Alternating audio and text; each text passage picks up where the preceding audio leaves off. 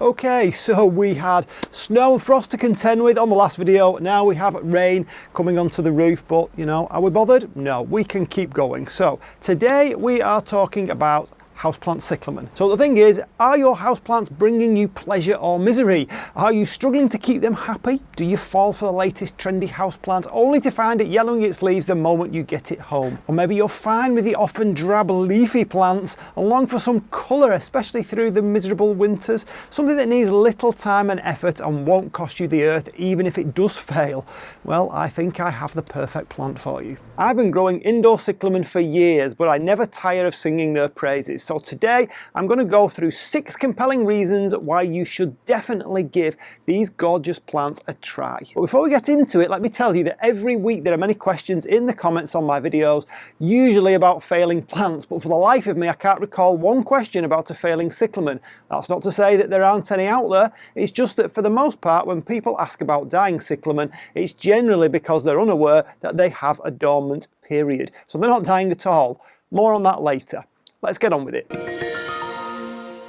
And we are in. So to make this as valuable as possible to you, I've made a list of all the questions that I can think of that you as a potential grower of cyclamen might have. I've sorted them into 6 general areas in order of importance as I see it, and I'll flash them up on screen before I answer the questions.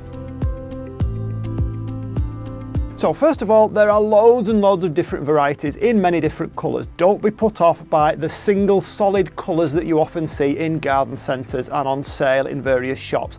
There are also feathered and frilly petalled ones, bicoloured ones, varieties with differences in the usually reflex petals, scented ones too. The leaves also can be just as attractive and variable in their own right. The marbling can be very different from one plant to another in both patterning and colour.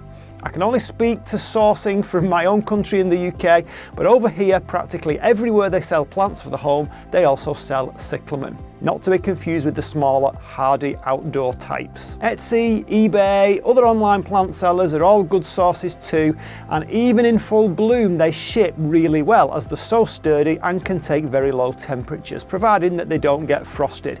I've found that the online sellers tend to have the more interesting varieties. Yes, they are cheap, very cheap in fact, certainly over here in the UK. I can pick up a tuber for as little as £3 or £4. The more unusual varieties can go for around £12 to £15, so still not that expensive in my estimation.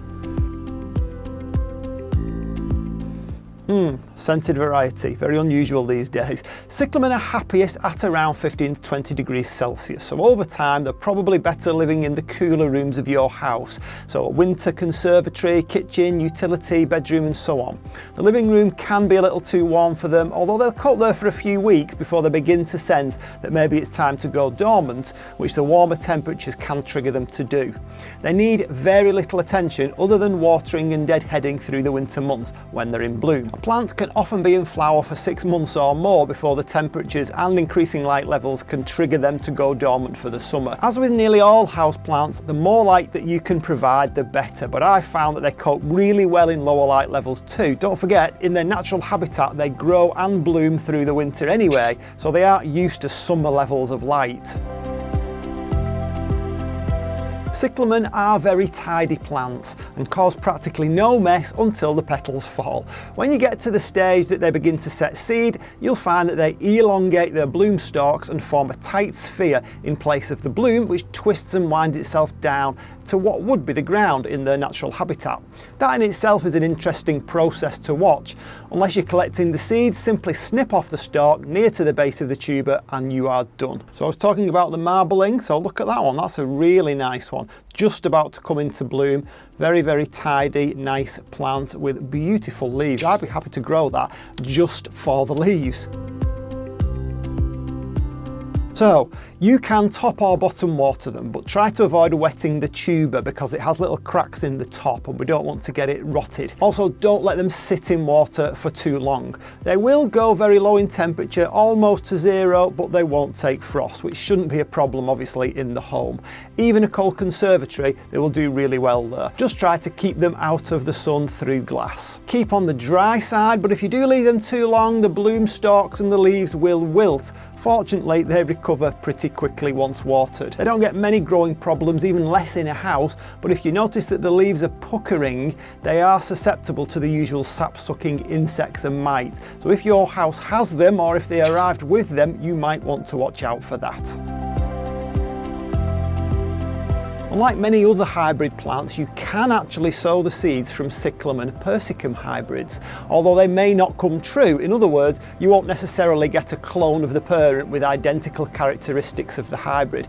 You might get something else altogether, but it's worth a try. You might actually get the next bestseller. Cyclamen persicum hybrids are often propagated through tuber divisions, which is something else you might want to try. And in that case, of course, you would get a clone.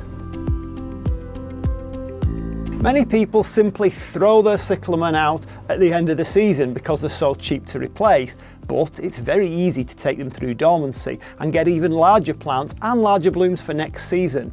It doesn't always work, especially with the smaller tubers you find on the mini cyclamen. I tend to lose about 10% every year, but there's nothing lost in trying, and the results can be very satisfying and rewarding. If that interests you, then watch this video here, which explains it all in detail, and I'll link in the description to where you can find a playlist offering more advice on this wonderful little plant. I'll see you on the next one. Bye.